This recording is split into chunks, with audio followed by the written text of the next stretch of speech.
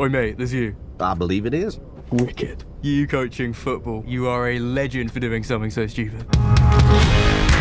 This is a bit of news from the other side of the Atlantic. AFC Richmond announced the hiring of their new manager, American football coach Ted Lasso.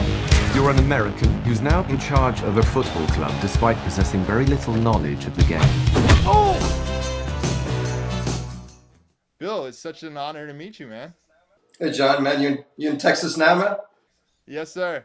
Yeah, so first off, I want to say thank you for Scrubs, man. I'm a huge fan of that show, and what you did with that was just incredible, so.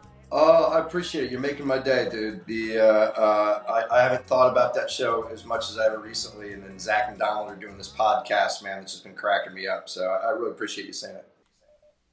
Absolutely, and this show, Ted Lasso, man, it just had so much heart. It was so addicting to watch. With everything going on, like his sheer optimism that he has with life, it's kind of like a role model for me in a way. But how did this show come about for you? First of all, thanks for the nice stuff you said. I'm not good at accepting compliments, but I'm trying to get better at it. I really appreciate it. So this came about, Jason kind of came up with his Ted Lasso character to help sell the Premier League in promotional videos and stuff a long time ago. And we were talking about doing something, and I really we both liked the challenge of turning this character that was a sketch, into a kind of three-dimensional character. That was the hard sell. It's like, hey, this guy that's just kind of a one-trick joke on these videos, he's going to be emotional and heartfelt and have pathos in his life and still be a fish out of water, but be a three-dimensional guy. That was the tricky part of selling the show, but it was also what was exciting, it was a challenge.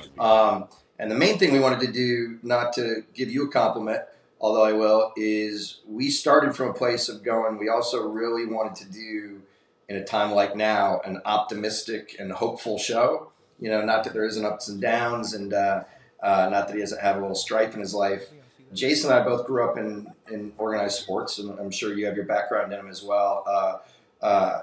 He wanted it to be a coach that his attitude is, I can't do it for you. I can show you a direction that I think you should go, but then you got to do it for yourself. We wanted to make a show that maybe that if people get into it, hopefully that they know at the end, that they'll be kind of driven and brought into it by a hopeful, optimistic character. And so the fact that you asked the question that way really makes me happy.